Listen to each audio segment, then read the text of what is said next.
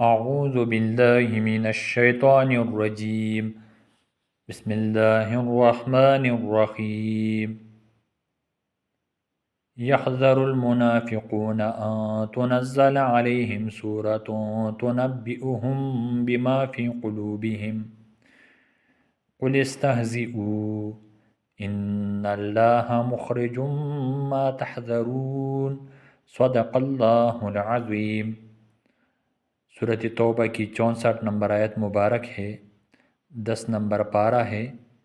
یحذر المنافقون، ڈرتے ہیں، گھبراتے ہیں، المنافقون منافق، ان تنزل کہ اتاری جائے، علیہم ان پر، سورتن کوئی صورت، تنبئہم جو خبر دے انہیں، بما اس کی جو، فی قلوبہم ان کے دلوں میں ہے.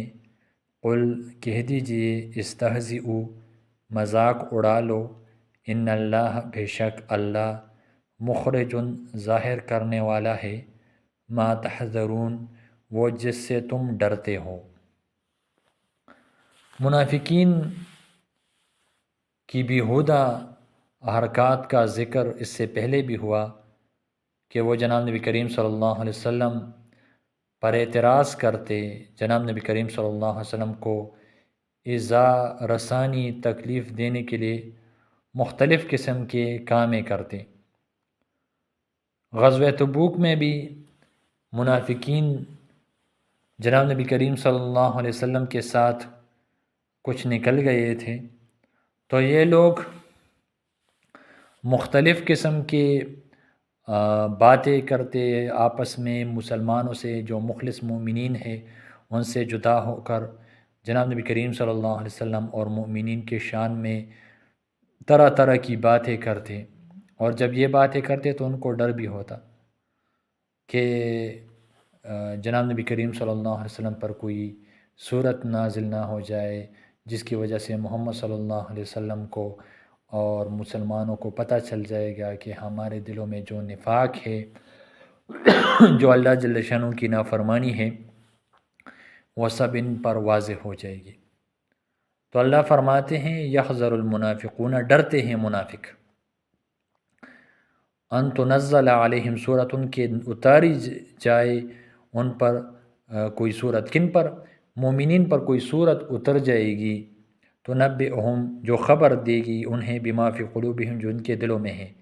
منافقین ڈرتے ہیں کہ مومنین پر کوئی ایسی صورت نازل ہو جائے گی جس صورت سے مومنین کو پتہ چل جائے گا کہ ان منافقین کے دلوں میں کیا ہے.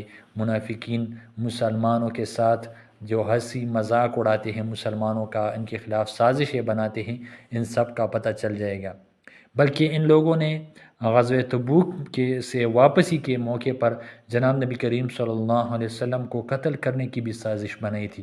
جناب نبی کریم صلی اللہ علیہ وسلم کو اللہ جل شانہ نے بطور وحی کے ذریعے اللہ جل شانہ نے محمد صلی اللہ علیہ وسلم کو آگاہ فرمایا کہ راستہ تبدیل کر لو، منافقین نے تمہارے خلاف سازش بنائی ہوئی ہے.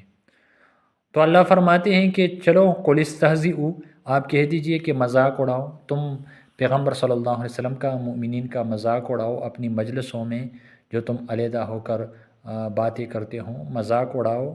یعنی یہ ایک قسم کی دھمکی ہے کہ چلو تم باز نہیں آتے تو مت آؤ.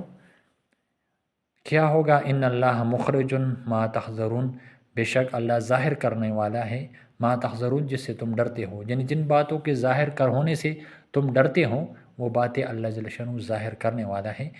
اور اللہ جل شانہ کو ظاہر کر بھی دیا. حضرت ابن عباس رضی اللہ عنہ فرماتے ہیں کہ اللہ تعالیٰ نے 70 منافقین کے نام اور ان کی والدین کے نام، ان کے پورے نشان پتے رسول اللہ صلی اللہ علیہ وسلم کو بتا دیے، مگر حضور صلی اللہ علیہ وسلم نے ان کو ظاہر نہیں کیا. وَلَئِن سَأَلْتَهُمْ لَيَقُولُنَّ، اور البتہ اگر آپ ان سے پوچھو، لَيَقُولُنَّ البتہ وہ ضرور کہیں گے، اِنَّمَا كُنَّا کہ بے شک تھے ہم، نَخُوضُ ہم باز کرتے، وَنَلْعَبُ اور ہم دل لگی کرتے. یعنی جب یہ لوگ جدا ہوتے ہیں اور آپ ان سے پوچھیں کہ کیا باتیں کر رہے تھے تم؟ تو کہتے کہ ہم تو بے موضوع باتیں کر رہے تھے، کوئی ایک یہ کہتا دوسرا وہ کہتا، فضول قسم کی بات۔ حوض کہتے ہیں نہ حوض تو ایسے میں، حوض تو آپ جانتے ہیں پانی کے حوض کو، کوئی اس میں ڈیپ چلا جائے، گہرا چلا جائے، تو بات چیت میں بعض اوقات کوئی ایک بات کرتا ہے، دوسرا دوسری بات کرتا ہے، تو آپ اس سے پوچھیں کہ کیا بات ہو رہی، تو وہ کہتا ہے کہ کوئی خاص موضوع نہیں ہے۔ تو ہمارے وہ کہتے ہیں کہ ہم بھی ادھر ادھر کی باتیں کرتے تھے، یعنی اپنی جو منافقت ہے، جو مسلمانوں کی مذاق اڑانا ہے، یہ ظاہر نہیں کرتے کہ ہم تو مسلمانوں کے خلاف باتیں کر رہے تھے۔ جب ان سے پوچھا جاتا ہے وَلَئِن سَأَلْتَهُمْ، جب ان سے پوچھا جائے لَيَقُولُنَّ، تو البتہ وہ ضرور کہیں گے إِنَّمَا كُنَّا نَخُوضُ، کہ بے شک ہم تو باز کر رہے تھے، وَنَلْعَبُ، اور ہم دل لگی کر رہے تھے، ویسے ہی بات چیت گفتگو کر رہے تھے۔ قل، کہہ دیجئے، اب اللہ و آیاتہ و رسولہ، کیا اللہ کی آیاتوں پر، اللہ کے احکامات پر، و رسولہ، اور اس کے رسول پر، تم تھے تستہزئون، تم مذاق اڑانے والے؟ کیا تمہیں کھیل تماشے کے لیے اللہ کی آیات، اللہ کا رسول ملا ہوا ہے کہ تم اس کو نشانہ استہزاء بناتے ہو؟ قل، کہہ دیجئے، اب اللہ، کیا اللہ کا، و آیاتہ، اور اس کا آیات کا، و رسولہ، اور اس کے رسول کا، تم تھے تستہزئون، تم مذاق اڑانے والے؟ لا تعتذروا، یہ تو عذر پیش کرو، نہ تم عذر پیش کرو، یہ قد کفرتم، تحقیق کفر کیا تم نے، بعد ایمانکم، ایمان کے بعد۔ منافقین، تم تو زبان سے آپ کہتے ہو کہ میں مسلمان ہوں، اپنے آپ کو مسلمان ظاہر کرتے ہو، اور پھر پیغمبر صلی اللہ علیہ وسلم اور مومنین کا اور اللہ کی آیات کا مذاق اڑاتے ہو، تو کوئی عذر تمہاری مقبول نہیں ہے، عذر پیش مت کرو۔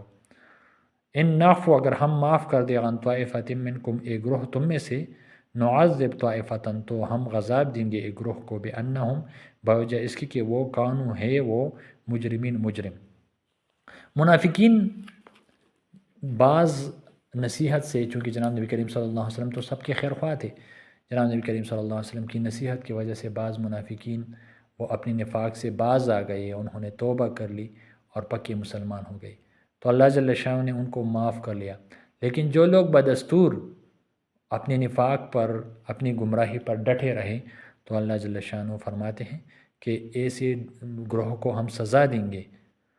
تو ان نعفو، اگر ہم معاف کر دے، عن طائفۃ، ایک گروہ کو، منکم، تم میں سے، کیوں معاف کریں گے؟ چونکہ انہوں نے توبہ کر لیا، نفاق کو چھوڑ لیا، پکے مسلمان ہو گئے۔ تو اگر ہم ایک گروہ کو چھوڑ دیں، نعذب طائفتاً، تو ہم عذاب دیں گے ایک گروہ کو۔ کیوں دیں گے ان کو؟ ایک کو چھوڑ دیا، چھوڑنے والے کیوں چھوڑ دیا؟ تو چونکہ انہوں نے توبہ کر لیا۔ اور عذاب کیوں دیں گے؟ بأنہم کانوا مجرمین، بوجہ اس کے کہ وہ مجرم تھے، انہوں نے نفاق کو چھوڑا ہی نہیں، انہوں نے حق راستے کو آخر تک اپنایا نہیں۔ اللہ جل شانہ عمل کرنے کی توفیق عطا فرمائے، اللہ جل شانہ ہمیں پکا مومن بنائے، صراط مستقیم پر، سیدھی راہ پر چلنے کی توفیق عطا فرمائے۔ جو جگہ سمجھ میں نہ آئے انشاءاللہ پوچھ سکتے ہیں، دعا میں یاد رکھیں۔